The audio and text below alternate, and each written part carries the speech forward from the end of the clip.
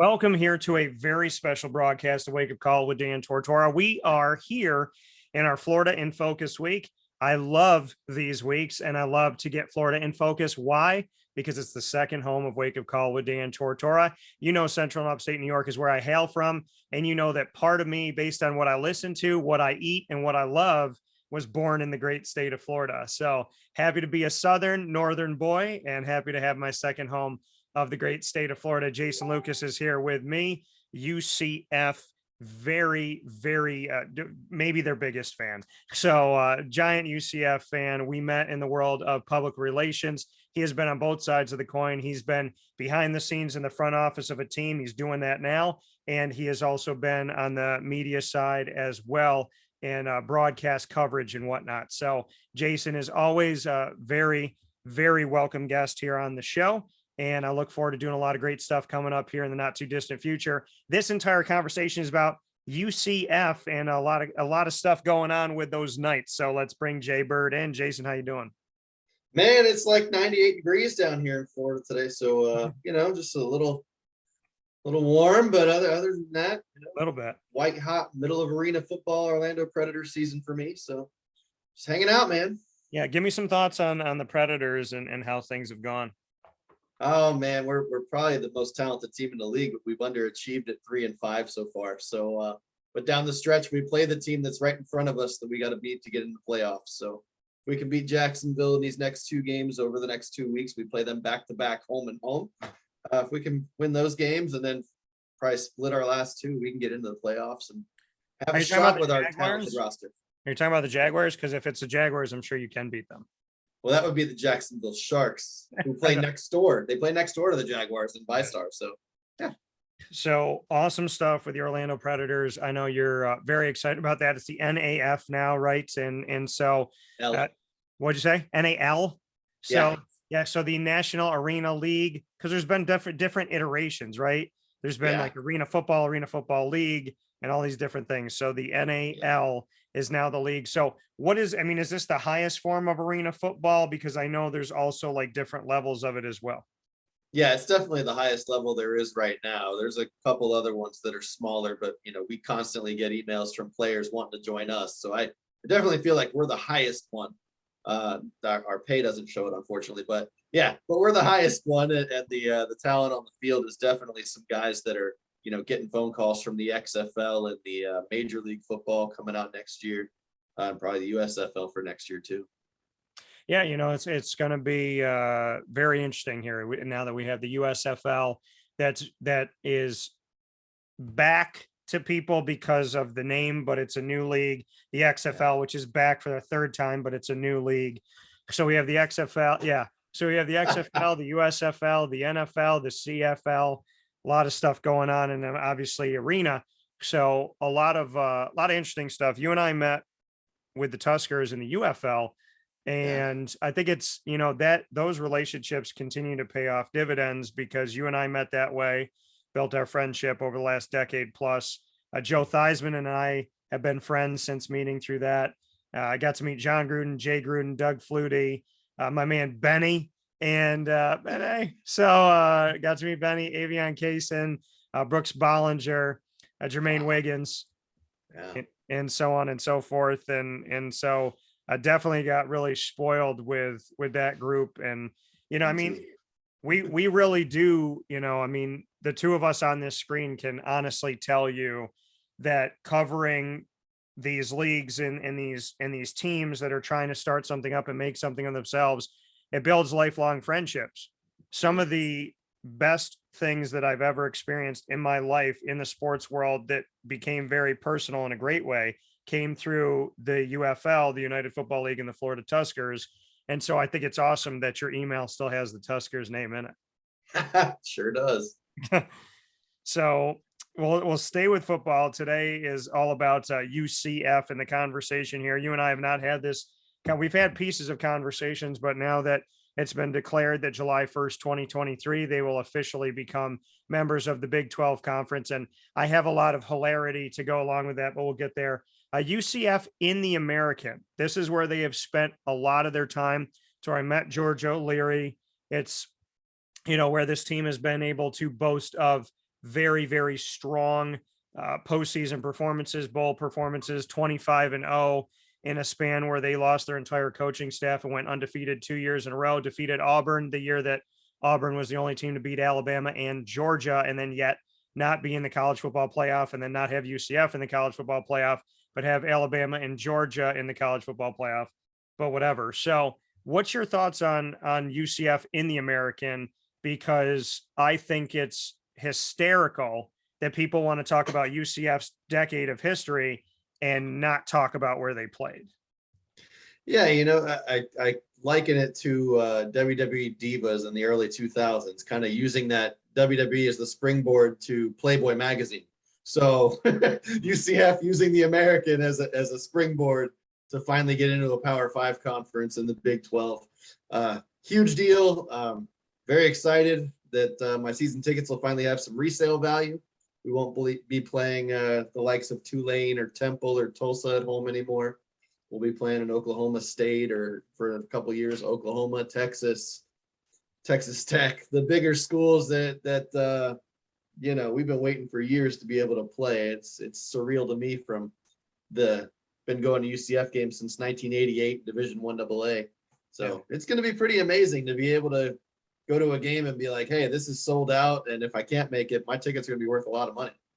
And I look at it like this, the American Athletic and Mike Oresco, a friend of the broadcast, and we've known each other for pretty much 10 years now, and they're heading toward their 10-year anniversary in 2023. And we met obviously before that. So, he's been on the show a lot and chronicling this, trying to figure things out by the bylaws of the American Athletic Conference. Technically, UCF, Houston, and Cincinnati, who all stated that they wanted to leave for the Big 12, they would have had to stay until July 1st, 2024, but they were able to work out a deal that made sense, allegedly somewhere around each team paying an exit fee of $18 million at each institution. And it's going to be paid over time. I mean, $18 million, a lot of money, sounds great. It's going to be paid over a long period of time, which is great for the American because it gives them collateral and it gives them a baseline of money that is going to be consistent over years. I mean, it's not a one-time payment to leave. It's going to be extra money each year for the next, many years, which I think is a great thing. And I don't feel bad for UCF, Houston, or Cincinnati, because if you want to leave and you want to break the rules of the conference, well, if they tell you this is what it's going to cost, then do it. So it's costing them $18 million. And I'm going to say right now, anybody that wants to complain and moan about, oh, it's too much. Well, guess what? You want to leave, you want to break the law. If you break a contract, you usually have to do something about that. So I don't care that it's $18 million. If that's what UCF, Houston, and Cincinnati want to do, well, then they got to pay the cost. Well, yeah, I mean, you got to spend money to make money, right? So you spend the 18 million over 18 years or whatever it is, and you're going to be making like 3 times what you were making in the American. So it's going to be, like a, hey, thanks, once a year, here's your $1 million and we're done. So yeah, I think it worked out well for those 3 schools to get that deal, and over that much time, it's going to end up just being incidental for them every year. Well, I mean, the thing for me is, UCF didn't just give to the American gave to them. And the American has pushed from the beginning to have this conversation that they aren't this little measly conference. It doesn't matter. And they've backed that up. They backed it up in multiple sports, and they've definitely backed it up in football. And I do want to commend Commissioner Mike Oresco, who's come on my show for many years now and said that Cincinnati and UCF both deserved to be in the college football playoff. And he's banged the drum on that. And in the first year that UCF was in the American Athletic, they won the Fiesta Bowl under George O'Leary, went 12-1. Second year in the American, 9-4, then 0-12, 6-7, 13-0, 12-1, 10-3, 6-4, 9-4. So they've had a winning season every season except for 2 of those 9 years. And what they've done within that time period to win a Peach Bowl, to win a Fiesta Bowl, to go back to the Fiesta Bowl despite the loss, and to go 25-1 over 2 years and have a 25-game winning streak before losing by 8 points to LSU in that second trip to the Fiesta Bowl in those 9 years inside of the American. So there's a lot of good that came from that, and there's a lot of positives that came from it. And obviously if you can go and you can beat the Auburns of the world and you can contest the LSUs of the world, then the American isn't as bad as I think people make it out to be, to play Tulane and Tulsa and East Carolina and Navy and Temple and Memphis, especially Memphis for UCF, because who you play along the way is supposed to help you get ready and get prepared. And if you were playing chip shots, then you'd have no contest against Auburn and LSU. So it talks to the recruiting, but it also speaks to the conference. And I think the American deserves some credit, because UCF, if they weren't battle tested, would have gotten bounced by all these teams. So I commend UCF, but I also commend the American, and I don't think they get the credit they deserve. Well, no, I mean, 2017 UCF is hosting their rival South Florida, who's 10-1, and their only loss was to a great Houston team. Yeah, unranked at 10-1, and UCF and that game's probably one of the best college football games that was played in the last 7 years of football.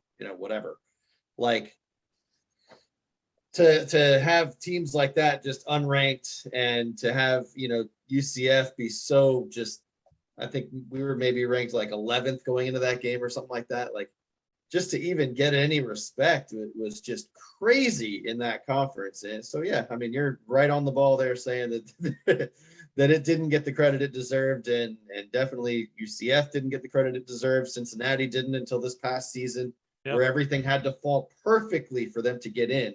Yeah. So, I mean, the conference itself, it's built a good reputation, and I think it's going to hurt the conference. Arguably the three best schools in the conference leaving it. So it's going to hurt them in the long run. And hopefully they're able to build these new programs they have coming in to be able to, I mean, we always said the American should be a Power 6. And I don't want to change that opinion just because my team's not going to be in it anymore. Yeah. But hopefully those new teams coming in will see growth like UCF, Houston, and Cincinnati saw over the last 9 seasons, and get that into a Power 6.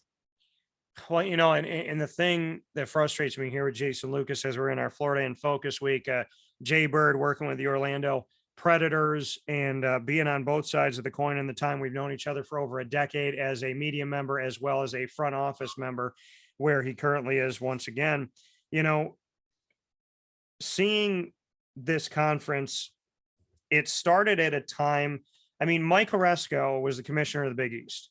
He left CBS, became the commissioner of the Big East, and he could have very well given up, because the Big East conference, I mean, there is no Big East football. It died. The conference died. The Catholic Seven took the Big East name, took the Big East logo, and ran away with it, and took all the history, and left Mike with 3 schools and Temple coming back. So they had South Florida, they had UConn, and they had Cincinnati, which none of that besides UConn screams Big East. And then you had Temple coming back, and Temple was just coming back into the conferences. All these schools were leaving: Syracuse, Pittsburgh, Notre Dame, and everything but football. And then Louisville eventually, as Rick Pitino told me to my face that they weren't going anywhere, decided to follow Jim Boeheim after he made comments about Jim Boeheim going there, whatever. But in the reality of life, Mike Oresco had 3 schools, one coming in had 4. He could have said, we have no name, we have no logo, we're caught in a legal battle with the Catholic Seven. I'm just going to go do something else. I'm going to go take another job. I'm going to realign myself. But no, he decided to build a staff we met before they had a logo and a name, decided to build a staff, get a logo, get a name, reach out to Conference USA, build this entire thing up, get to 12 in football, get to divisions in football, add Wichita State as everything but football, get Navy to not be independent for the first time in over 100 years, in over a century, did all of that. Then every single year in football, perennially have coaches poached from so many different teams, the Scott Frost, the Josh Heupels, the constant phone calls about Luke Fickell, the Mike Norvells, and so on and so forth, the Charlie Strongs. And to come through all of that, and then a few years ago, right before the pandemic, to have the entire American kickoff be dedicated to, is the Big 12 going to steal from you and then they decided not to. And there was more media there than had ever been there because they didn't care about the American. They cared about the Big 12. And then we get through all of that. Then there's more BS. There's more coaching poaches. And then there's a pandemic. And then there's Cincinnati, UCF, and Houston, which puts them down again. And Mike responded to the beginning of it by rising, all of the conversation with the Big 12 by rising, all of the coaching poaches by rising, all of the TV deals and what's going to happen, not happen by building a deal with ESPN, then going back to ESPN and saying, we need a better deal and getting a better deal. And now, amidst all of this stuff, the man who's done the impossible 1.5 billion times is now going to have the most schools ever in the American with 15, and is going to have the most football teams with 14, because somehow, some way, every time Mike Oresco and the American get punched in the mouth, they rise from it higher, better, and they now have the most membership they've ever had in the history of the American, because he just refuses to quit. So no matter what people want to say about the American, Mike Oresco, I can tell you from firsthand account, from being there and seeing this thing built, rebuilt, built again, that every time they get punched, somehow they get better. And UCF, Houston, and Cincinnati were garbage when they joined the American. UCF was okay in football. They were okay in football. Cincinnati had Tommy Tuberville and had lost all control of everything. And Houston was a non-factor in a lot of things. Didn't have Calvin Sampson. So the reality of it all is the schools that are now going to the Big 12, without the last 9 years, they wouldn't even have been attractive to the Big 12. So I'm going to give Mike and the American a lot of credit, because they took 3 schools they didn't need to take. Well, and they kept Cincinnati, but they brought in Houston and UCF, and they didn't need to do that. They didn't need to. They could have gone anywhere else. Yeah, I mean, I remember UCF joining the Big East and that being like a huge deal, and then that huge exodus happened. So like UCF was part of that. It was like, what are we doing next year?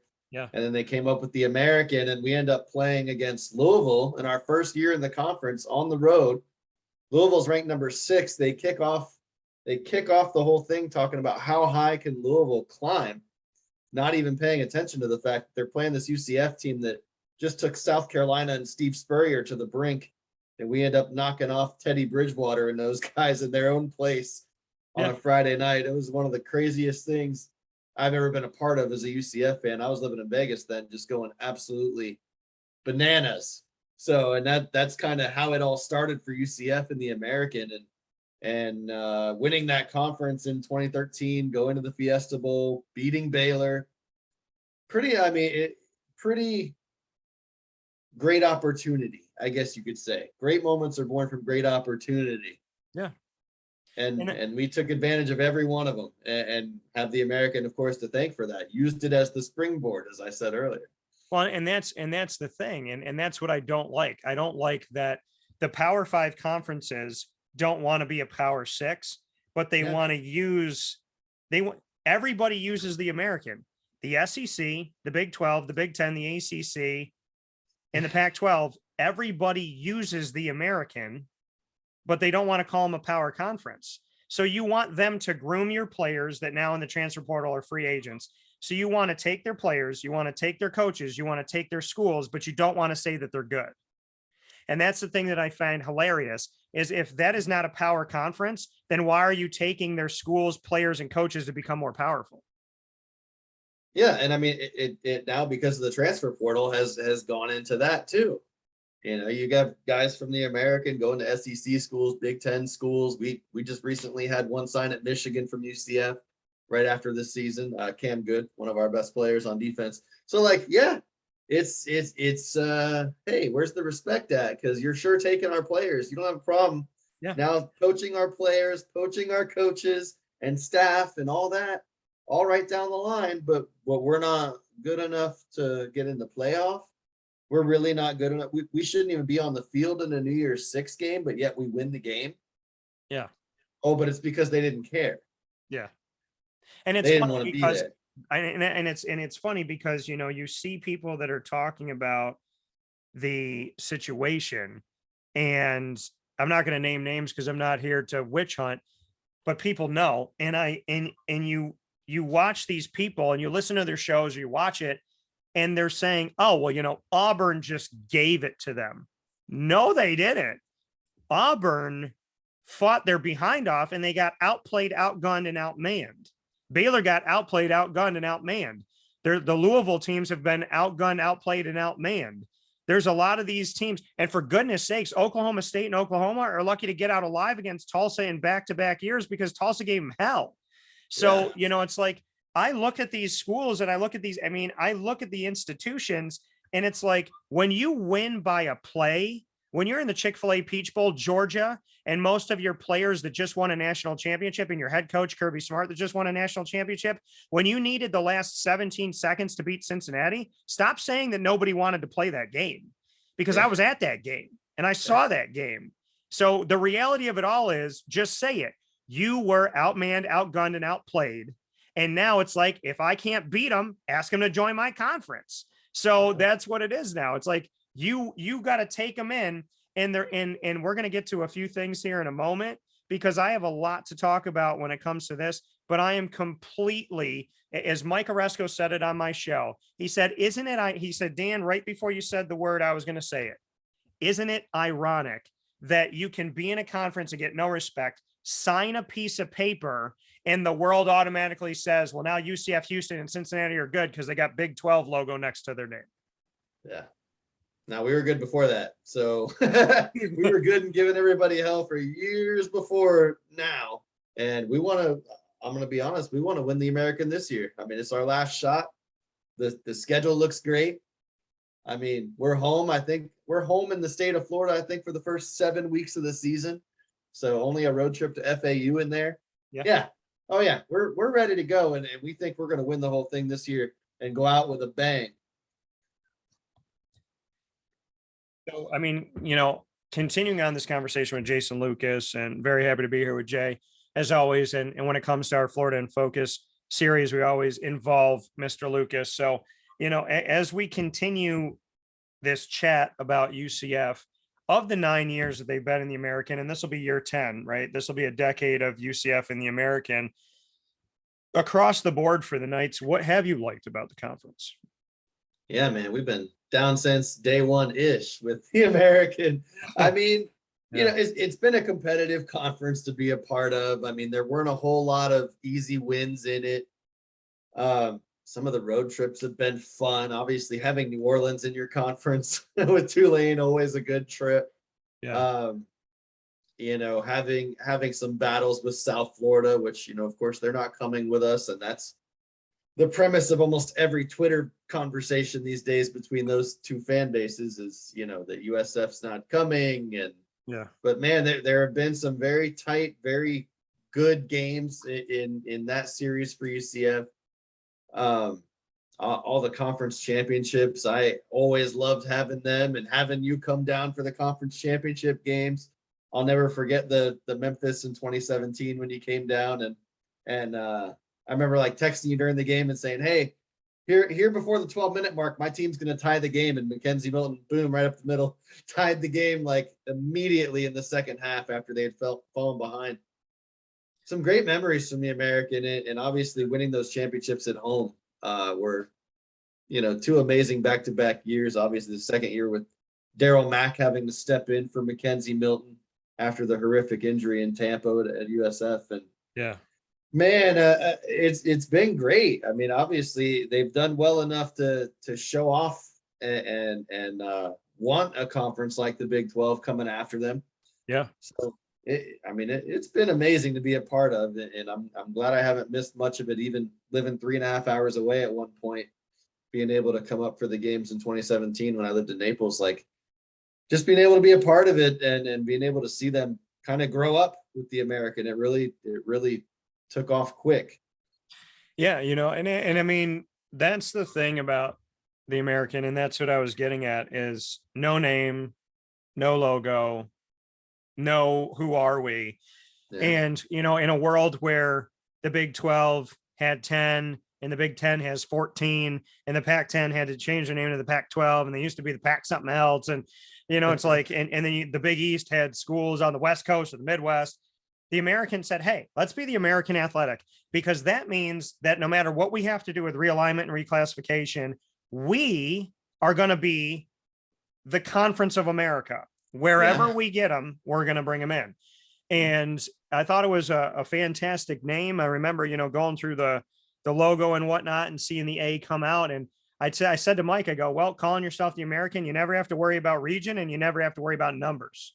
No. And, so that's a beautiful thing. I think it's hilarious that, the Big 12 was, with Oklahoma and Texas leaving, to the SEC, about to become the Big 8. And in order to become the Big 12 again, they had to get 3 from the American Athletic and then ask BYU to not be independent anymore. So, and then, in football, and then steal them away in other ways. So, it's just to the point that we've been making this whole show.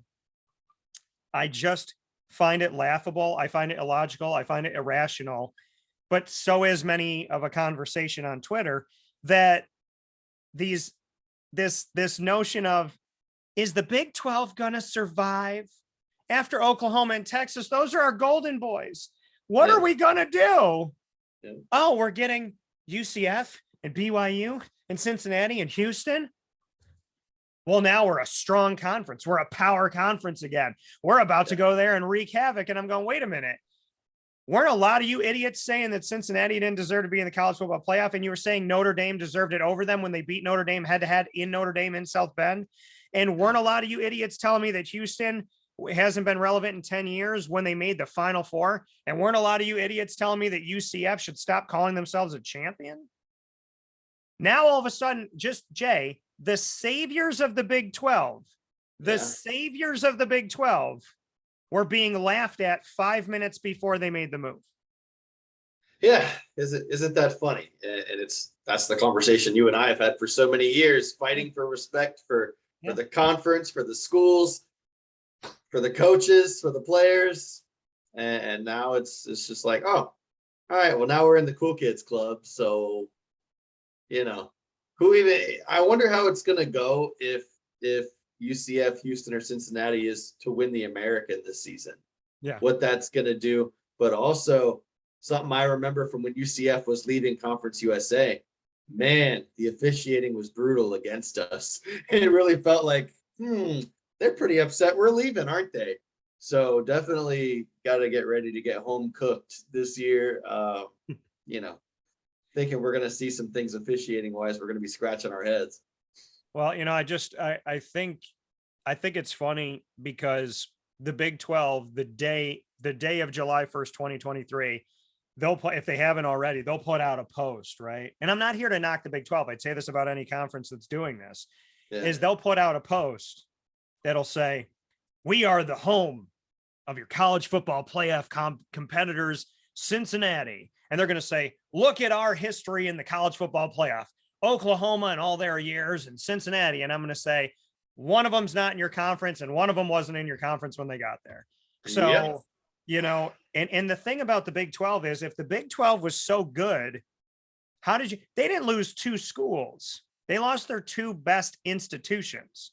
Boy, they did. So can we talk about that of the Big 12 for a second? Because if the Pac-12 lost Oregon or Stanford, if the ACC lost Clemson or Florida State, if the Big 10 lost Michigan or Ohio State or Wisconsin, then we would be having this conversation of like, if the SEC lost Alabama or Georgia or Florida, then we would be sitting here saying like, what the hell is going on? The Big 12 didn't get realigned. The Big 12 lost their 2 biggest moneymakers, their 2 biggest powerhouses. They lost their identity. Yeah. Can we talk about that? I mean, I remember the day when it was like they're leaving. It was like, oh, well, maybe now they'll just make the American the Power 5 conference. That's what I thought. And I remember being like, Bob Bowlesby must be just losing it right now. Yeah. And then they decided to include UCF and the others in the expansion. And then it was like, oh, well, maybe now it's the American doing that. And that's kind of what happened. And I know the 2 conference buildings are like probably a couple blocks apart in Dallas, Fort Worth area there. So they're probably fighting back and forth tooth and nail that whole time. Could only imagine. So yeah, I mean, looking forward, man. Like, like I said, this season should be really good for UCF. The roster is great. We're loaded at running back and receiver, and should be pretty good up front. Man, yeah, I don't know. The future is bright, at least, is all I can say. Well, and let's look at the Big 12, because this year, right, they still have Oklahoma and Texas, and they don't have UCF, Cincinnati, Houston, or BYU. This is what the Big 12 is without Oklahoma and Texas. Okay, these are the names, because I want you to tell me what words come to mind when you hear this. So sans Oklahoma and Texas, the Big 12 is comprised of Baylor, Oklahoma State, Iowa State, who belongs in the Big 10, Kansas State, West Virginia, TCU, who was supposed to be in the Big East, Texas Tech, and Kansas. So let's say they didn't realign. Let's say they didn't get the American schools. Let's say they didn't get BYU. Let's say that the future of the Big 12 was Kansas, Texas Tech, TCU, West Virginia, Kansas State, Iowa State, Oklahoma State, and Baylor. Is there any power in there, in your opinion, across the board? I mean, I look at it and I say Oklahoma State at times for football, but inconsistent. I would say Kansas for basketball with Bill Self without question. I would say Baylor in basketball and football now, but not perennially. And, then I would I can't say that about TCU. I can't say that about Texas Tech. I can't say that about Kansas State. I can't say that about Iowa State. I can't say that about West Virginia. Yeah. So this conference was going to be Baylor, Oklahoma State, and Kansas, but Kansas for basketball. And so you really only have 2 football schools, and Oklahoma State is not vying for a college football playoff, and Baylor is knocking on the door, but it took a long time to get here. So what would the conference have been to you if all we could write home about is, and I'm not trying to take away, but if there was 3 schools there and none of them across the board, Kansas, not for football and basketball, Baylor for football and basketball, we can argue, and Oklahoma State, maybe football. If that's what it was, then what is it? It's not power to me. Yeah. No, I mean, as a football conference, it definitely, it'd be top heavy. There's 3 schools that are, perennially ranked in the conference, in Baylor, West Virginia, and Oklahoma State. Texas Tech has had its moments in football, I'd say. Yeah. But I mean, yeah, other than that, I mean, it's been years since Kansas was anything, or Kansas State. So, and yeah, basketball wise, I mean, Kansas probably the top, West Virginia maybe second, Oklahoma State third. Basketball wise, I don't even know, what we're getting ourselves into. I know like UCF soccer just had to relocate conferences because they don't have soccer in the Big 12. So it's a different kind of conference for sure. And definitely, football wise, I mean, I'm looking forward to making trips to those big venues and seeing how we do in those. Cause I mean, Oklahoma State is a perennial power. I'd say they're a top 25 team almost every year. West Virginia as well. And Baylor's usually pretty good. And they've got the brand new, like within the last 5 years, stadium. So yeah, we look forward to those things coming into the conference. But yeah, I mean, as far as, Texas, I don't think is as big of a loss football wise as Oklahoma is. Yeah. But yeah, I mean, I just got an alert that Arch Manning actually just committed to Texas. So yeah. I mean, and you know what? And Texas has had, they stole Charlie Strong from South Florida and then they let him go, or from Louisville at the time, and they let him go. At the time, yeah. And I remember sitting next to Charlie Strong, and I wanted to whisper to him after our interview, please don't go.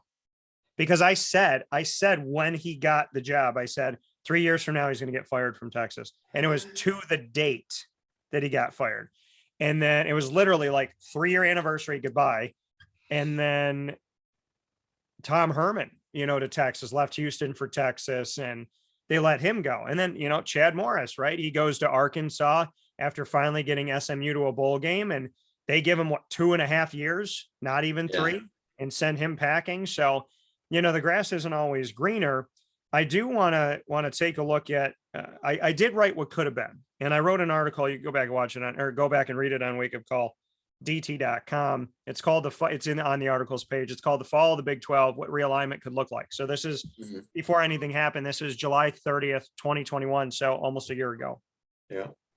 I said, since March 2020, our world here in America has been anything but normal. We spent time wondering who in our neighborhood was stockpiling all the toilet paper, why peanut butter became such a hot commodity, who was bathing in Lysol, and what was behind each masked being we saw pass by. A year and a half later, as masks have come off and we've begun over time to get back to our offices, out to restaurants, and see those that we've been away from, things have started to feel familiar again in a good way. Like grabbing a cold drink and a hot dog and sitting in the stands with the sun shining and your favorite team right in front of you, instead of on a screen seemingly far, far away. But more and more, it feels like nothing has been left untouched during these interesting times. Just as college football is looking to have a full regular season, fans are preparing to head back into stadiums and arenas. And the media embark on our kickoff events. A wrench comes flying through the air, passing onlookers by en route to the Big 12 Conference. That wrench, which materialized due to the decisions of the University of Oklahoma and the University of Texas, have lodged itself in the college football landscape and twisted the right knobs that appear to be changing the college football landscape for the foreseeable future, if not forever. The Oklahoma Sooners and Texas Longhorns, members of the Big 12 since 1994, have chosen not to renew their grants of media rights with the Big 12 when their current contract ends in 2025. A joint statement was released by Oklahoma and Texas, which said, quote, providing notice to the Big 12 at this point is important in advance of the expiration of the conference's current media rights agreement. The universities intend to honor their existing grant of rights agreements. However, both universities will continue to monitor the rapidly evolving collegiate athletics landscape as they consider how best to position their athletic programs for the future, end quote. Both Oklahoma and Texas, and this was obviously written almost a year ago, are eyeing a move to the Southeastern Conference, SEC, which already has 14 institutions, including the Alabama Crimson Tide, a perennial college football playoff contender.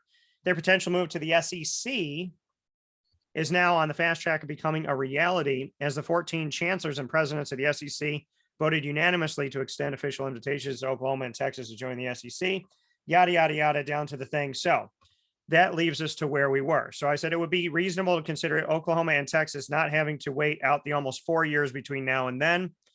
And those that are a part of the Big 12 still, Baylor, Kansas, Kansas State, Iowa State, Oklahoma State, TCU, Texas Tech, and West Virginia have a decision to make. This was my plan if it were to be done.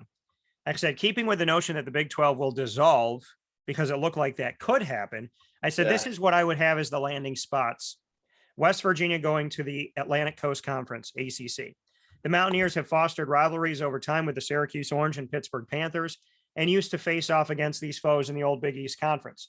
Some familiarity and instant renewal of rivalries would help both Syracuse and Pitt have more relevancy in the ACC, igniting fan bases of all three schools as they would have something to circle on the calendar from year to year.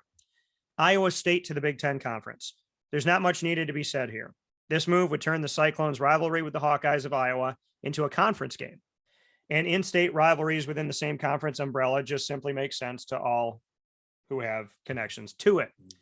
TCU to the American Athletic Conference. As the commissioner of the old Big East, Mike Oresco, already had an agreement with the Horned Frogs to join the conference, but with Syracuse, Pitt, and Louisville leaving during realignment, TCU backed out. Now Oresco has the opportunity to rekindle the fire with TCU at a time where the conference only needs one more team to return to 12 football members, get back to 2 divisions, and have a football championship that doesn't require a waiver. The 5 remaining Big 12 schools can end up in combinations that would have them all either in the AAC, the Pac-12, or a smattering of both. With the AAC moving their home base from Providence, Rhode Island to Irving, Texas during the pandemic, look for the AAC to go after Texas Tech and Baylor to expand their footprint in the state that they now run all operations out of. That would leave Kansas, Kansas State, and Oklahoma State to join the Pac-12, essentially making it the Pac-15. Kansas and Kansas State can bring their immediate in-state quarrels on the field and in the court and on the court to the Pac, and Oklahoma State would join the 2 Kansas-based schools in bringing a more Midwest foe to Colorado, who makes no sense currently in the Pac-12. These moves would bring the AAC to at least 12 football members with TCU and potentially 14 with Baylor and Texas Tech. The SEC would have 16 and the Pac would have 15. Both the ACC and the Big Ten would be uneven, which leads me to the notion of Maryland returning to the ACC, a move that would correct what appears to have been an error on the part in leaving the ACC in the first place. The Terrapins have no relevancy in the Big Ten in football, and the noise of their sneakers on the hardwood was so much louder on Tobacco Road than they are currently in the Big Ten. Maryland's return would end an era of their blunder, bringing the ACC to 16 football institutions and keep the Big Ten at 14 thanks to the addition of Iowa State. 5 conferences will remain, with the AAC finally getting a seat at the table. And as all the masks come off, we'll see different faces in different places. 2021 just could not let 2020 have the last word. So that was my realignment. It didn't happen, but what do you think? Oh, it makes a lot of sense. I mean, it just makes a ton of sense to keep some of those rivalries going, obviously. Moving some back to where they came from. And yeah, I mean, it just was going to be a whole mess of things were going to happen to make all that logical and possible, and money was going to change hands, and this you're going to have to pay. Like, I don't even know what it would have been to get out of the Big 12, or if it would have just, okay, we're just going to take the money we've got and say, that's it. Yeah. And I mean, the thing is, when you look at it though, I think the thing that makes me most, well, there's 2 things that make me really sad about it. Number one, the Big 12 had been looming over the American Athletic Conference like a just rude, disrespectful, annoying cloud. And they've been sitting there for at least 2019 to now. And they've been poaching coaches beyond that. So I think for me, the 2 saddest parts of this realignment that we saw with Oklahoma and Texas starting it off is that the American had to suffer, because I thought that there was, and I'm sure, knowing Mike Oresco, that, you know, they had to make a play for something, but this was a time where the American could flip the script on the Big 12 and say, you've been toying with our schools and our coaches and all this garbage for so many years. Now we're going to take them from you and you're going to have to figure it out. And the other saddest part to me was that West Virginia and Maryland, I really got around like them in the ACC, and I got around Maryland coming back, and it makes sense because you have BC and you have Pitt and you have Syracuse. And so that makes sense in the Northeast. And then I started to get excited about West Virginia, and it just really felt right. And I felt like, you know, going to the ACC kickoff and going to ACC Operation Basketball and seeing West Virginia and seeing Maryland there again, you just like feel that like something in life in the 21st century makes sense, you know? And so I think the saddest parts of it were that the American had been toyed with the Big 12, and then the Big 12 finally like slapped them when I think it was a time for the American to punch back.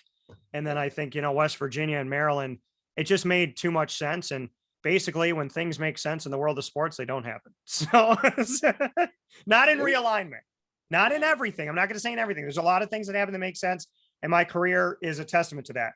But in realignment, there is almost nothing that makes sense. And West Virginia and Maryland, I said to people, it makes too much sense that it's not going to happen. So. Yeah, I mean, if it made sense, you know, Texas and Oklahoma might be knocking Vanderbilt and Kentucky or something like that out of the SEC to come in. Yeah. Because how in the world Vanderbilt continues to collect a paycheck off the SEC after 100 years of, I don't even know, a handful of maybe bowl games. I don't know if they've ever won a College World Series or done anything in other sports, but yeah. I mean, other than being a very smart kid school that brings up the collective GPA of the conference. Yeah. What do they bring? It's mind blowing. Well, you look at they're in the best conference in America. Yeah, I mean, you look at the SEC and you say to yourself, Missouri and Vanderbilt, you could easily be the SEC and say, leave. Yeah. We'll pay your exit fee because leave. Like, if the SEC wanted to render them homeless, what does Missouri or Vanderbilt bring to the conference? And you can argue at times, historically, no, but now you could say Tennessee you're kind of boring for us now. Yeah. I mean, at times you can say that. I understand that Tennessee has, Arkansas. what'd you say? Arkansas. Right. So, I mean, in Arkansas, outside of this past season in football, nobody would have given a crap if Arkansas got bumped from the SEC. So, we talk about, people want to go, well, the American Athletic from top to bottom is not, the SEC from top to bottom is not. Arkansas is not perennial. Tennessee is not perennial. Vanderbilt is not perennial. Missouri is not perennial. And Kentucky is not perennial. So, and we're just talking football. Yeah. Where is Missouri relevant in the grand scheme of anything? Where is Vanderbilt relevant in the grand scheme of anything? I would venture to argue to you that if Missouri or Vanderbilt went to the American Athletic Conference, it would actually not necessarily even help the American or the Sun Belt. If they said, hey, we got Vanderbilt, I would go, okay. Like UAB has been more successful in football. UTSA has been more successful in football. UNC Charlotte is up and coming and is in a fantastic market. So, and then FAU and the whole winning in paradise and that side of it and what they do there. I mean, they're going to try and fill the shoes of a UCF because UCF came into the American as a nobody, became a somebody. FAU is coming into the American as a relative nobody, trying to become a somebody and follow suit to the model of UCF. So to be completely honest, I would rather have UAB, UTSA, and FAU and schools like that coming in to the American than Vanderbilt. And Missouri, if I ask and listen, I'm not trying to knock the school. I'm just saying this. If I asked a handful of people across the country that are average sports fans, where does Missouri play in their conference? Most people would not tell me the SEC. Nothing Southeastern about where Missouri is. So it's like, in all honesty, like if you took Vanderbilt out and put VCU in, thumbs up. You know what I mean? I mean, it's not like, yeah, you look at Georgia, you look at Alabama, you look at Ole Miss now, you look at Arkansas, we'll see what they do in year 2. But, you look at Texas A&M now, but the reality of it all is there's a bunch of schools in the Southeast Conference that don't go to another conference and make you better. I think there's more hoop from and I've spoken to the leaders of UAB. I mean, UAB, Rice, we've spoken with UTSA, we've spoken with North Texas, we've spoken with FAU, like to talk with these leaders in athletics. They're a better pull because people are saying, well, the American Athletic, well, they made this realignment just for TV markets and this and that. And I'm going, everybody talks about needing a network in the Big 12 network and the SEC network and the Longhorns have their own network. So you're all talking about TV, but when the American does it, it's wrong. And by the way, UTSA and UAB are extremely successful. By the way, UAB canceled their football program, came back and went to a bowl game. Okay.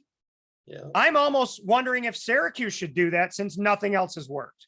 Maybe you should just stop playing for a year and it'll light a fire under the butts. But I mean, I was talking to UAB's leader, Mark Ingram, and here we are, the associate VP and director of athletics.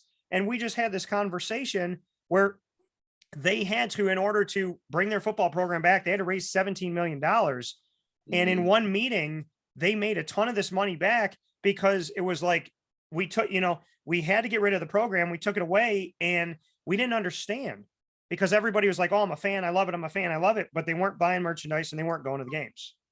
And then all of a sudden they go to raise money. And in a couple weeks, they raise millions upon millions of dollars. So before you knock the American Athletic Conference, UAB and UTSA and FAU, that brings excitement to me.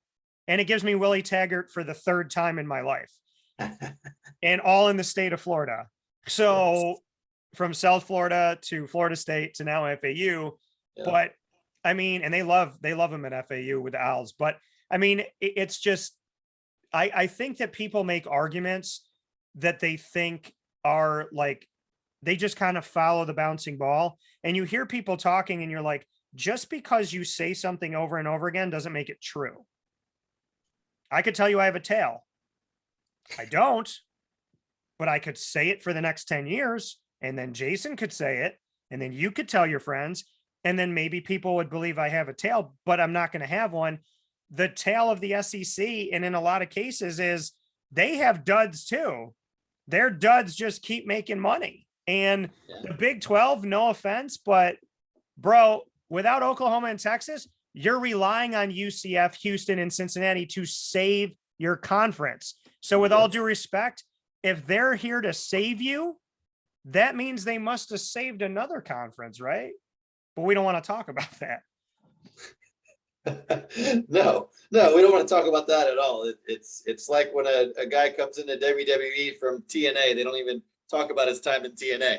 Like, yeah, he just came out of nowhere. This AJ Styles, nobody's ever heard of him anywhere ever in their lives before today.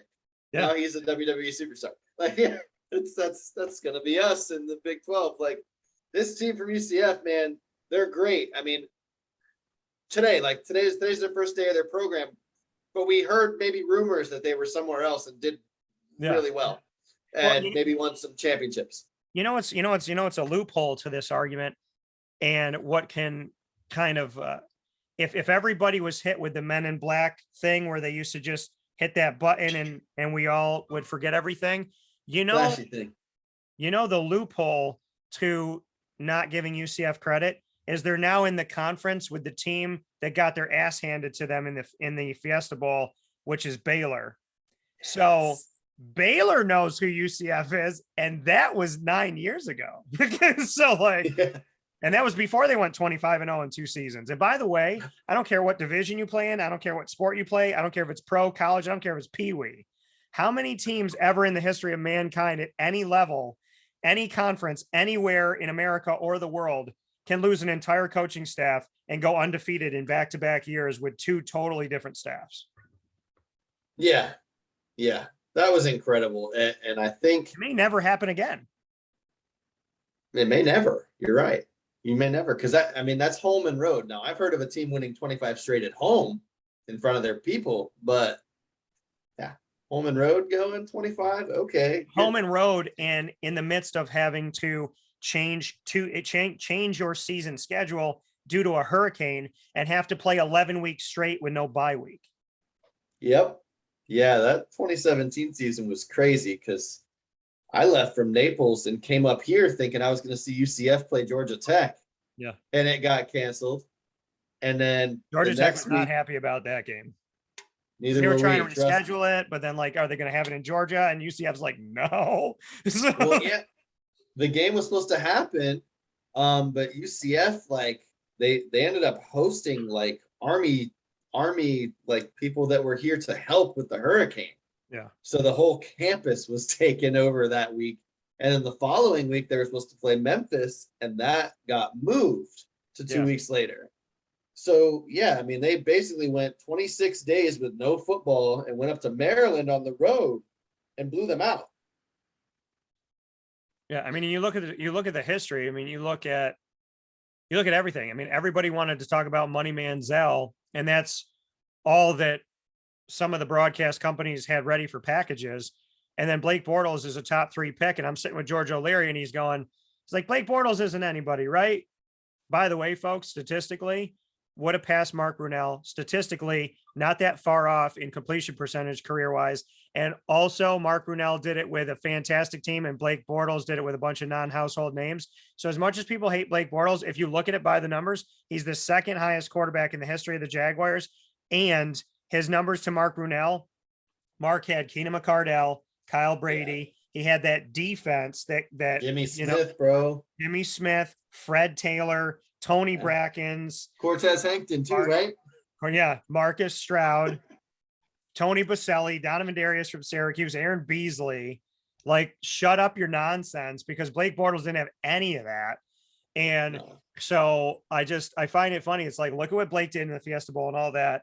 And what George O'Leary said to me that day in Newport, Rhode Island at the American Summer Kickoff, what he said to me, sitting chair to chair, knee to knee to each other, I never forgot. And I use it literally all the time. For those that listen to the show, you hear me say this all the time. He leaned into me and he said, you build a team, a championship team. in the trenches. Mhm. He said, you build your team from your offensive and defensive lines out.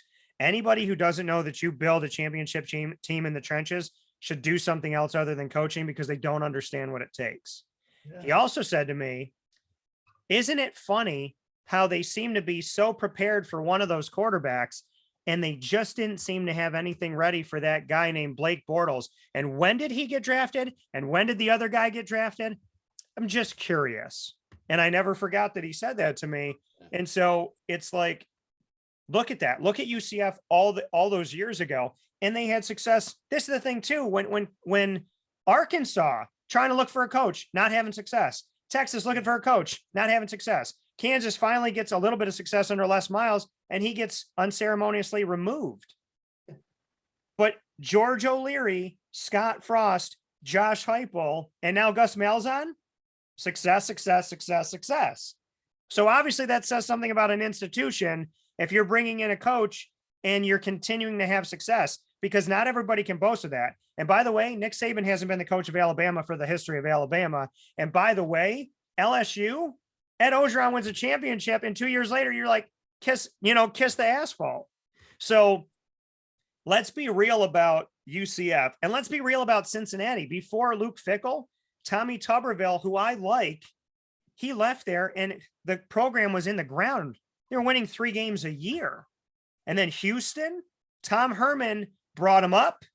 Dana Holgorsen came in after they had that kind of middle ground of trying to figure it out with the offensive coordinator that was under Tom Herman. Tom Herman left. They tanked. Then Dana Holgorsen didn't really get much out of him. Then he lost De'Ara King to Miami. So, like, let's speak about reality about this. Cincinnati, there was a time where Cincinnati had nothing to write home about, and UCF and Houston. And now they all look good. They all look promising. But here's my issue, and this is because conspiracies happen, folks. Did Cincinnati make it to the college football playoff because Big 12's been working on this thing for a long time? And did they say, like, hey, you know what? Let's get them in there because then it'll make even more sense how powerful we are. Because I wonder that if they were going to stay in the American and this move was never made, would they have made it? Because the committee and I in the college football playoff, we've never agreed except for last year. Yeah. I said, and this is why we agreed. Alabama's going to make it. They're the only team that can lose 2 games in a season and still make it. Hasn't happened yet, but if it went, they didn't play in their own conference championship and they made it, folks. Like, let's call reality what it is. They're a great team, but they have special circumstances. Alabama made it. So I said, Alabama's 1, Georgia's 3. I said Cincinnati's 4 because they should make it and they had every reason to make it. And they're going to be 4 because the committee doesn't respect them and they want Alabama to beat them. And then I said, whatever Big 10 team is going to be 2. And I said, with 3 weeks left in the season, Ohio State's going to be in the college football playoff because they stroked the ego of the Big 10. And because it's chaired, the head of the college football playoff committee is connected to Iowa, and he is your chair for this within the connection of the Big 10. I said, Ohio State's going to the college football playoff in 2021 or in this past season, unless Michigan or Michigan State goes 3-0 in their last 3 games, including a win over Ohio State. Michigan did it. They beat Ohio State and they took their place. And I said 1 Alabama, 2 Michigan, 3 Georgia, 4 Cincinnati. It came out that way. And it's the only time the committee and I ever agreed. They were still wrong, but it's the only time we ever agreed. Because what they should have done is had Alabama play Georgia in the semis, but they won't do that because it's not good for them. I think maybe you forgot that Cincinnati mid-season, when the Big 12 announcement came out, they were the only ones that suddenly had a Big 12 flag and were running out with it. No, they were Big 12 from day one. I don't think there was any doubt whether they got in the playoff or not if they were coming Big 12 because they were running out with the flag while they're still in the American. Yeah. And you know what? And UCF did not do that. No, and the thing is it's wildly disrespectful because, you know, Cincinnati should be bearing the torch for the American.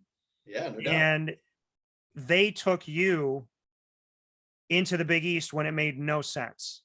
Yeah. And they gave you a place. Yeah. And they could have dissolved what that was when the Big East Catholic 7 left, Yeah. and they didn't. So, with all due respect to Cincinnati, you owe everything to the American, because you weren't good in basketball and you weren't good in football, and Tommy Tuberville left that program in shambles, and you legitimately could have been asked to leave. Yeah. You weren't better than Temple. I mean, Cincinnati with Luke Fickell, he resurrected them. And listen, I have all the respect for the institution. I love the institution. I'm just calling a spade a spade. Like, Cincinnati, you're an American Athletic Conference team. You broke the BS glass ceiling that should have never existed. You didn't do that for the Big 12. You did that for the American. You carried that torch for the American. And the only reason why the Big 12 wants you is for what you just did in the American. So you owe the American everything, because you were a bottom feeder in football. You went from nobody to somebody. If you botched that coaching decision and you didn't bring in Luke Fickell, you wouldn't be in the Big 12 right now, because you'd be 3-9. Yeah. Like, the reality is, you got the right coach. He got the right people. He put together the right staff. But before the last 4 years happened, you were nobodies in football, and the Big 12 was not even looking at you. And if they were, it's because you were in the way and they were trying to look at the girl behind you. So, yeah, and they've been very fortunate with Luke Fickell too, because don't think for a second that nobody's tried to poach his ass. Like, if Luke Fickell took a job somewhere else, I don't think the Big 12 would have taken Cincinnati. No, I don't think so either. I think they would have been completely left out in the cold if he had left for any of those other jobs that were calling him after 2020, because they were a top 10 team in 2020 when they came to UCF, and we gave them all they wanted and some more before they finally beat us. Yeah. But yeah, like, if he wasn't there, I mean, where would they be without him? Because every other school like UCF has had to go through, our guy had a great season. Yeah. He dipped out, and then we had to bring in another guy. And now we have another guy who just happens to be the guy that we beat in the big game up there in the Peach Bowl. And the thing that I find funny is, if Gus Malzahn didn't come from the SEC and Auburn to UCF, and Luke Fickell didn't stay in Cincinnati, and Dana Holgerson, who doesn't have who didn't already have a relationship of over a decade with West Virginia and the Big 12, go to Houston, I don't think any of this happens. I think if you don't have those coaches, if you don't have Gus Malzahn, Luke Fickell, and Dana Holgerson, I don't think, and Dana Holgerson, of those three, the weakest right now as far as where the teams are at. But if you don't have a coach who has an extreme connection to the Big 12, and you don't have Gus Malzahn from the SEC, and you don't have Luke Fickell, who could have coached anywhere, I don't think that this happened. So all of the moves that were made, and all of the guys that made it to the NFL, and all of the high draft picks, and all of these fantastic seasons, and all of these great coaching hires came in the American. Mm-hmm. So give them the credit, because the Big 12, you got Gus Malzahn, Dana Holgerson, and Luke Fickell. You're welcome. Okay? Because you don't get to say, well, Ahmad Sauce Gardner is a great Big 12 draft. He wasn't drafted when he was in the Big 12. You can't sit here and say, well, Cincinnati had 9 guys drafted. Look at us. It wasn't you. That was in the Big 12. By the way, you suck in the college football playoff. You're trash in the college football playoff. So what is your argument now? You don't play defense. By the way, Cincinnati plays defense. By the way, so, like, you got UCF, and they can, all these teams can score, but the reality of it all is you are getting 3 treasures. And you're getting BYU, which I consider to be like a low-key sleeper treasure. And so you're bringing in all these schools that I think are fantastic, but, like, dang it, have some respect. Like, as soon, and I look at the Twitterverse, and I see, like, each of these 3 schools with the Big 12 logo on it, and it's like, it's happening. And people are like, oh my God, look at how great we are. They're like, oh yeah, Big 12, we just got so good. We're going to be so stacked. F you, Oklahoma and Texas. We're going to be better. We're going to kick your ass. And I'm going, with the little old American schools that you don't like, how come your little brother, like, you never wanted your little brother on your team, but then he started dunking and beating everybody in pickup ball, and now your little brother's the MVP of your summer team? Like, Yeah. Let's call it what it is, man. I mean, it's like college football is better because of UCF in Cincinnati. And the thing that's really sad for me is like, if this move happens and we expand the college football playoff to 12 and UCF and Cincinnati are vying to go in every single year, that's a punch right in the gonads. Like it's not fair to the American Athletic to be like, we raised our kid and then the government came and took them. You know what I mean? It's like, it doesn't feel right to be like, nobody wants us. And it's like a farm system. It's become a farm system. We don't want your coaches, but we'll see how they do. We don't want your student athletes, but we'll see how they are. And then we'll come get them. We don't want your institutions, but after a few years of telling them that they're trash, we'll come and pick them up. UCF has been a laughing stock. And Cincinnati, you know how many people I have to deal with tell me that like it's idiotic for me to support Cincinnati and UCF, that I'm wasting my time, that I'm yelling into a funnel and nobody can hear it, that I'm literally in a cone of silence. And now these people that have been telling me to shut up are now the people that are telling me, haha, we got your guys. Like, don't tell me my girlfriend's ugly. And then when I break up with you, you start dating her. Like, nice analogy, Dan. Yeah, man.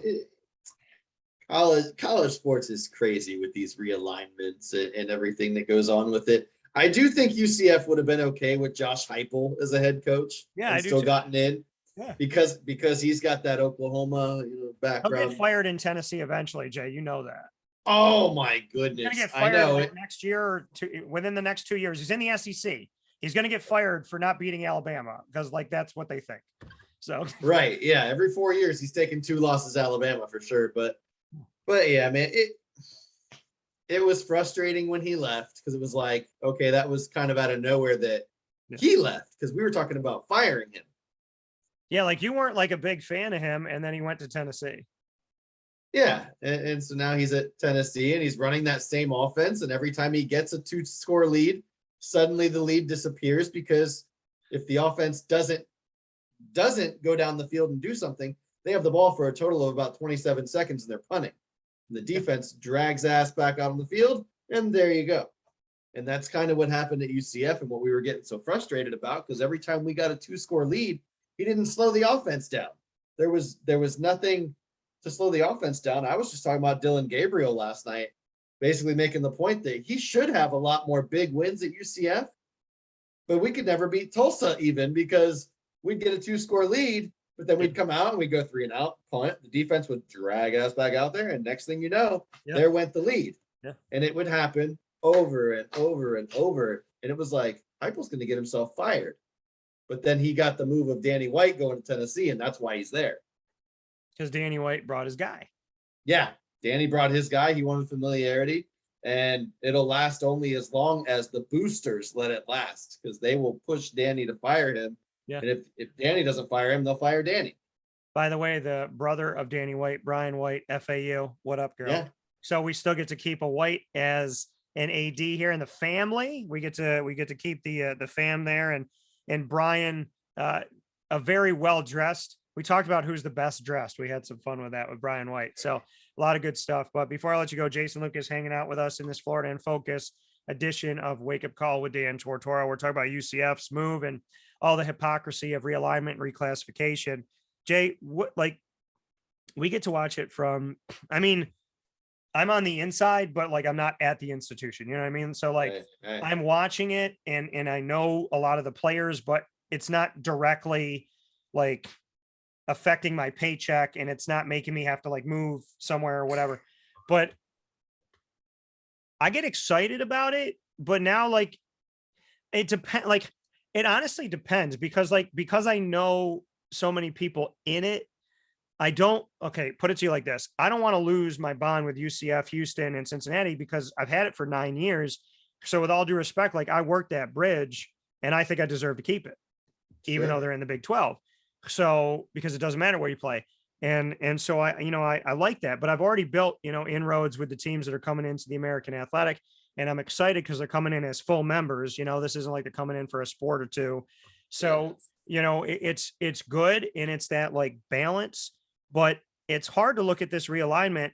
I can't help but think like the Big 12 was making you money, Oklahoma and Texas, and you're like, well, the SEC makes the most money and they're the best and they have the most exposure. But now, like, y'all are going to potentially be Missouri. Like, I don't, I think Oklahoma might get out alive of the SEC like once every 10 to 12 years. I don't Yeah. think Texas ever will. And I honestly think Texas is a 6-6 and Oklahoma is an 8-4 team, depending on where they get placed in the SEC and depending on like what division and how they're going to do all this. But ultimately, in my book, you're going to hurt. Like, yeah, you're going to make money and you're going to get exposure, but you're not the darling of it. And I mean, Oklahoma had a direct route to the college football playoff. Why would you leave? And if I'm Texas, I would have a better shot going to the Pac-12. I would have a better shot going to the American and building that up. I'd have a better shot of going to the ACC's Coastal Division. Like, why would you? I mean, besides, and I get it, money's the whatever, but let's be real about this. If I'm a Texas or Oklahoma fan, I don't want to go to a conference where I'm going to be at best like an equator team. Yeah. So I follow Michael Turk on YouTube. He's the punter at Oklahoma. Yeah. And at Hang Time, I'll shout him out. But yeah, the facilities at Oklahoma are freaking beautiful, dude. Like, how much money, how much more money do you need to be like, okay, we're going to take ourselves from a conference where we already struggle to come out of it to now we're going to go to the SEC? It doesn't really make sense because they are exactly like you said, they're screwing themselves. Yeah. They're making it harder to get into the college football playoff for them when they could have just stayed where they were at. I'm glad they didn't. Listen, I mean, my school, we worked out. It's fine. But I don't know where they came up with that in Texas. Oh my goodness gracious. They don't have a single program that's worth a crap for the SEC. I don't get what the draw was on the SEC's behalf. Well, the thing is you have Texas money. Other than the network.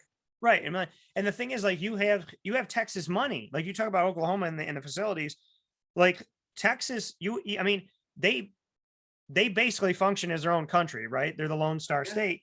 And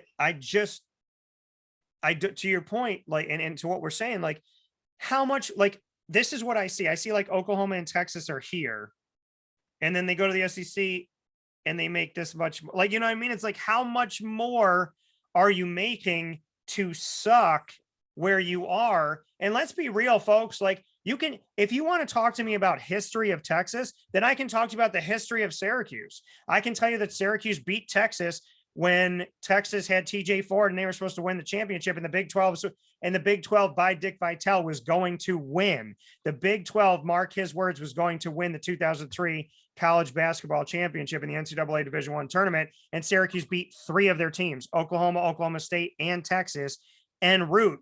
And TJ Ford was the glory boy and Carmelo Anthony was a chump, right? Wrong. Yeah. So, I mean, if you want to talk history with me, then Syracuse deserves to be in the college football playoff because of Jim Brown, Floyd Little, and Ernie Davis. So, I mean, I struggle with like Oklahoma and Texas. You have the Longhorn Network. Okay, Texas. And you both have the Big 12 network. You both have money. You're both in the South. You both have boosters galore. Like, what is the SEC possibly going to do for you? Because now you're going to suck.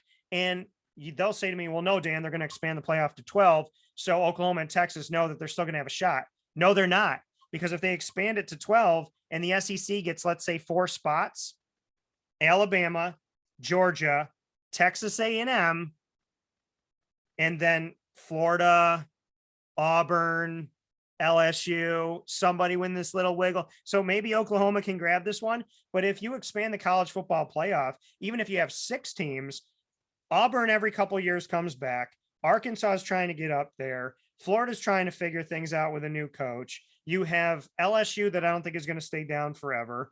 And you have Alabama and Georgia that are your main players. And with all due respect, Jimbo Fisher just beat Nick Saban. That's why the boy's salty. So like, even if you expand the playoff, you still suck. Like Oklahoma, why? Like Texas, you know, I mean, it's just, and I'm looking at the SEC going like, and everybody's saying, well, look at these 2 storied programs. And I'm going, that's like telling me Notre Dame quarterbacks translate to the NFL in the last 20 years.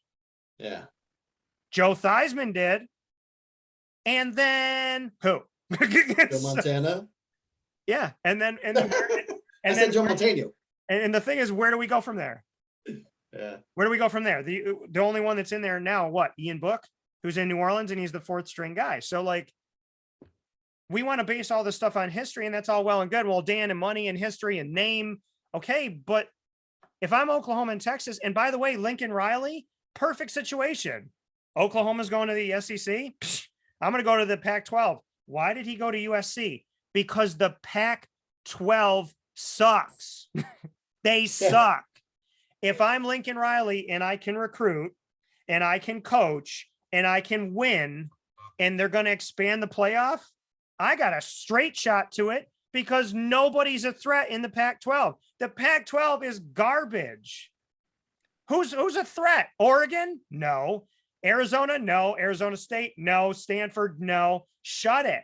Shut your mouth. I love how people, he went to the West Coast because he realized if I stay at Oklahoma, no matter how good I recruit, no matter what I do, no matter what my scheming is, I'm never getting out of here alive. He went to USC, and he could potentially go undefeated in his conference in his first year because he's Lincoln Riley and that conference sucks. And that's reality. That's 100% true. And yeah, the Pac-12 is like, screw you, Dan. And I'm going, you pay $7 gas prices. No matter what you say to me, your life sucks. So. Yeah.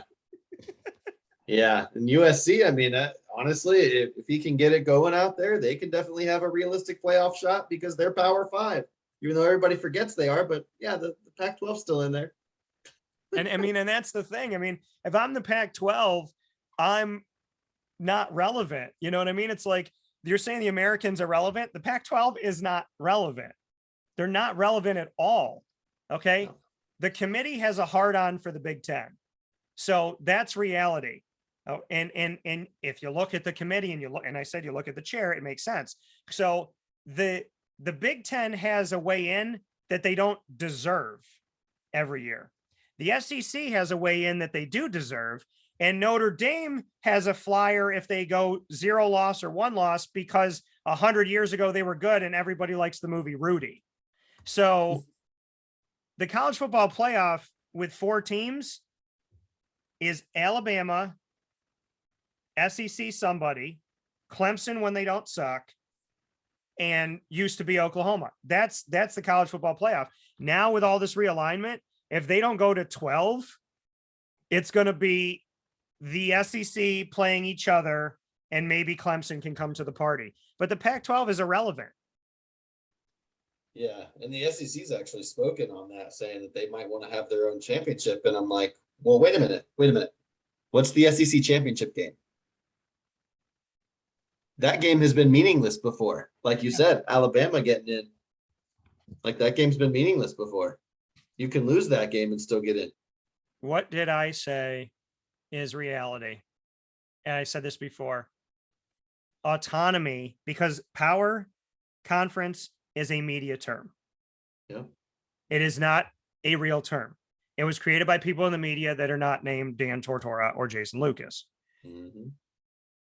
Power 5, they shoved it down everybody's throat, and now people just follow and they go, where? The Power 5? Okay, and that's it, right off the cliff. And they don't even know what they're talking about because now, again, those are the same people that are jacked up about the 3 American schools that didn't play anywhere and just came into existence 3 days ago. So my question to you all is, let's talk about reality. So they're called the autonomy group. The Pac-12, the Big 12, the Big 10, the SEC, and the ACC are called the autonomy group. By legislative terms, legally, they are self-governing. They have a separate set of rules for recruiting. They have a separate set of rules for full cost of attendance. They have a separate set of rules for a bunch of stuff. They function as their own group of 5 by themselves within the NCAA. And Mark Emmert, the president of the NCAA, said, I have no control over college football at the beginning of the pandemic. So he admits he has no control. Your 5 conferences have autonomy, which means they're self-governing. I asked former ACC commissioner multiple times in one-on-one interviews, you're an autonomy group. You don't have to stay. You have your separate set of rules. Can't you leave? And he said, it's not out of the realm of possibility, but not right now. But it's not like we haven't spoken about it. So you have that reality. And then the SEC gets to 16. And then to battle back Oklahoma and Texas making the SEC 16, the Big Ten, the Pac-12, and the ACC form a joint alliance within the autonomy group. And the Big 12 is sitting out by themselves because the other 4 autonomy conferences were like, yo, they might die. I'm not attaching myself to that horse because on the Oregon Trail, they have dysentery. Like, this ain't gonna work out. So the SEC wants to have their own championship. They're going to have 16. There's an alliance of 3 within the group, within the autonomy of 5, and then the Big 12 who just had to realign. So are we not telling each other that the SEC doesn't need anybody? The other 3 banded together coincidentally for academic and informational and scheduling purposes. And then the Big 12 had to figure it out after the joint alliance. And that's when they went after the schools. And now the American got bigger. So let's just call it what it is. It's not NCAA Division I FBS FCS. It's NCAA Division I, 1AA, AAA, quadruple A, and then there's 2, 3, 4, 5, 6. There's 15 NCAA Division I levels. And what I believe, the SEC can eventually break away. The Joint Alliance Group is going to try and form their own league, and everybody else is going to have to figure it out. And the irony about when you do people dirty, the Big 12 might be calling the American going, do you want to be my friend again? So, it's very possible. It's very possible. And like you mentioned, the pandemic, it just made me think back to the free year that these kids were given, and how so when the pandemic started, that's the same amount of time that we started like the transfer portal. Yeah. So you got the transfer portal, then you have these kids with an extra year of eligibility. So we literally have kids right now that were true freshmen in like 2016 that are still eligible to play football here in 2022. That's pretty unbelievable. And then also, who's one of the best in the country, Sean Tucker, he is a sophomore right now because he was a double freshman. Yeah. And so, and with the transfer portal on top of that, try being a high school senior right now. Yeah. My God, where am I going to go? Okay. This school has like 7 guys in their 6th year, like, or 5th year, 6th year, however many. Like, holy crap, where am I going to go? Where I'm actually going to get on the field as a freshman because there's so many super seniors that are starters. Well, and some coaches have made clear that when they recruit in college football in Division I AFBS, that half of their, like if they have 30 spots, half of their roster spots are going to college transfers and the other half are going to high school. Yeah. Now it's even more difficult. You have to, and you have to strategize that. Yeah. As the head coach, you have to be like, okay, we're going to sign, 18 high schoolers. We're going to get 6 guys out of the transfer portal. So, I mean, it's a very weird world. So what do you think? What do you think is going to be the future of college football? Will the autonomy group break away? Will the SEC break from the rest of the autonomy group? Will the American find footing somewhere? Will we have an expanded playoff? What do you think? Money's the root of it, right, Dan? So we'll have an expanded playoff probably within the next 10 years. We'll have, the SEC probably break off at some point because, again, they don't want to share their money. And the college football playoff has them sharing money with the other conferences. They don't want to do that. So I think eventually the SEC will just make a decision to take all the money for itself and break off and do this championship playoff what is your regular season then? What is the SEC championship then? Like, it doesn't make any sense for them to do it other than for money. So yeah, they'll do it for money. College football playoff will expand.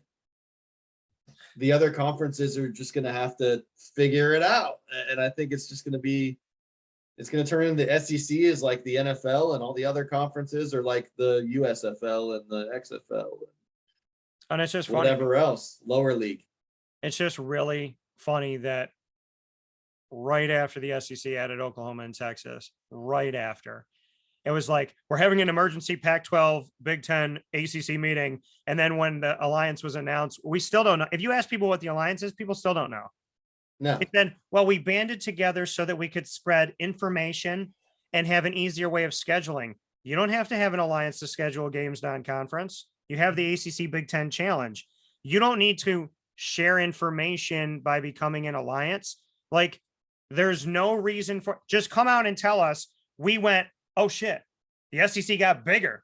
Oh damn, they took the 2 Big 12 schools. Well, the Big 12 is going to die. What are the rest of it? And then you call each other and you go, okay, there's 3 of us left. What do? We can either band together and try and fight the SEC, or we can all be every man for himself to fight the SEC. Well, together we're not going to beat the SEC. True, but we got a better shot together than apart.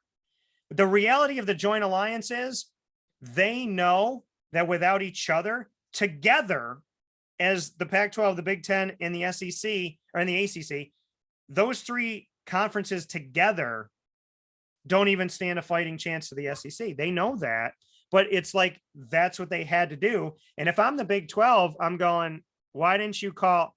Oh, so like, I mean, let's be real. Within the autonomy group, there's 3 levels: the SEC, the Joint Alliance, and the Big 12. Yeah. I mean, there's no denying it. There's really no denying it. I mean, they all called each other and got that going. And probably the only reason they didn't sign anything is because of money. Yeah. That's the only reason not to sign something and say, hey, we're all together, because they probably couldn't come to any near agreement on what the share of the pie would be. But I just think it's funny. It's like, we got together for information and scheduling. And I'm like, but you can do that now. Yeah, the SEC, man, they have so much BDE. I mean, they're like, college football is us, and that's all it's going to be. And it's going to happen probably sooner than later. I would think in the next 10 years, you're going to see them break off. Yeah, I mean, just give all of them a network. Missouri's network will have to bond with like old episodes of Barney and Friends. And Vanderbilt's going to have to bond with like the Facts of Life and like Family Matters and some shows that people want to watch because they're not going to watch the Vanderbilt games. So like, could you imagine Vandy Network featuring the Facts of Life, Full House, Family Matters, and every once in a while a game if you'll so please us. You know what I mean? Like, yeah, maybe they'll put on the Game Before 2.5 Men reruns. I don't know. But, right. Yeah. Yeah. Ooh, 2.5 Men, huh? I could watch that network. What channel is that? 6912. Okay, I got it. Yeah, it's funny. I mean, they could call it the 2.5 Men Network because there's only 2.5 players in college football that you want to watch at Vandy. So they're like, wait, is Charlie Sheen playing? Because then I'll watch. So yeah. Wild thing. But it's like, can they all come out wearing that same Hawaiian shirt that's black that has that middle piece, the one that you can buy at Kohl's? But I mean, it's just, dude, it's so crazy. But this entire conversation has just gone to prove that people allow themselves to follow the bouncing ball at times, and they will change their narrative. I love that people go on Twitter and they try and find what you said 10 years ago, but those same people, if you went to their tweets, would be completely rendered like catatonic. Like there would be no movement. You would be frozen in time because your argument changed whenever somebody told you that it should. So Big 12, you're welcome for your coaches. You're welcome for probably some of your players, and you're welcome for your institutions. And outside of that, American, welcome to Rice, UTSA, UAB, North Texas, and to UNC Charlotte. And then from there, we'll see how we rock and roll. And the Sun Belt, Sun Belt's still rocking and rolling. They got some teams from Conference USA, and I love Coastal Carolina. So shout out UCF soccer. So there you go. So yeah, I mean, there's some good stuff to come. All I know is that no matter what, Jay Bird and I will always talk about UCF no matter what, because they didn't get the respect they deserve. And now they got it because they signed a sheet of paper. But Jay and I both know that they got the respect a long time ago from people that pay attention to real life and not to what somebody tells you to do. On the back of a cereal box, you can learn some facts of life, but you're not going to learn them all. And I think it's funny that I feel like I'm talking to a bunch of people that are like, I popped my Snapple and I learned something about UCF. Well, you probably should have paid attention. Yeah, UCF lost one of its biggest recruits to Florida the other day, and Gator fans wanted to start talking, but then UCF fans reminded them that like 6 months ago, we saw you in Gasparilla Bowl. We didn't have him then when we beat you. So yeah, I think we'll be all right. Yeah. And I still remember going to the Amway Center for down in Orlando where the Magic play. I still remember going there and having the opportunity to see UCF in that battle when they beat Billy Donovan in Florida. Yeah, you mentioned, and that was Magic. with one of Michael Jordan's kids. I still remember that. Yeah, yeah, Magic, #1 pick. Yeah, they do. So a lot of good stuff coming up here. Thank you, Jay, as always, for joining me for some UCF talk and for, God forbid, telling the sports world to be who they say they're going to be and to actually live by the comments that they make. So you're always going to get the truth here, and you're always going to get factual evidence here as well. And we're going to push you to actually say it. So if you think that Cincinnati, BYU, UCF, and Houston are great additions, well, then you owe me an apology, and you owe Jason a very long time apology, because I've been trying to defend UCF for the last many years. He's been doing it since forever. So you can send your letters to dtstays@gmail.com. You can also send them to Facebook at Wake Up Call DT, Twitter at Call DT, and Instagram at Wake Up Call _DT. And if you'd like to at me with some negative jargon that you'd like to heave my way, I will be more than happy to remind you of that when UCF, Cincinnati, or Houston makes you look stupid, because they've done that for many years and they'll do it again. Jay, as always, I appreciate your time, and I thank you so much from inside of the Cafe Kubal studios. This is Wake Up Call with Dan Tortora, proudly brought to you by the fantastic people of all of these wonderful, wonderful places in central and upstate New York and beyond. So before I let you go, Jay, I want to thank Cafe Kubal, Carvel DeWitt, the Wildcat Sports Pub, MON-FRI's Kettle Corn and Popcorn Factory, Canine Camp Dog Daycare, PB&J's Lunchbox, Canine Campground Dog Boarding, Mother's Cupboard, Avicoli's, Pizza Man, Honda City of Liverpool, Chick-fil-A Cicero, and Chick-fil-A Clay. And we are the proud exclusive multimedia marketing partner, bringing you spotlights that have never existed like they do now with Lemoyne College, Marywood University, and the Bryant and Stratton College of Syracuse. You can find us again on Facebook at Wake Up Call DT, Twitter at Call DT, and Instagram at Wake Up Call _DT, 24/7 on youtube.com/Wake Up Call DT to subscribe, and subscribe to wakeupcalldt.com. Jay Bird, let them know how they can get in touch with you, the Predators, and all that you're doing. Yeah, man, at Jason Vegas 22 on Twitter, and at Jason Lucas 101322 on Instagram. That's where I'm at. So you could see him there. We'll talk with you all soon. And as always, we send you with that love. God bless, no stress. Do your best.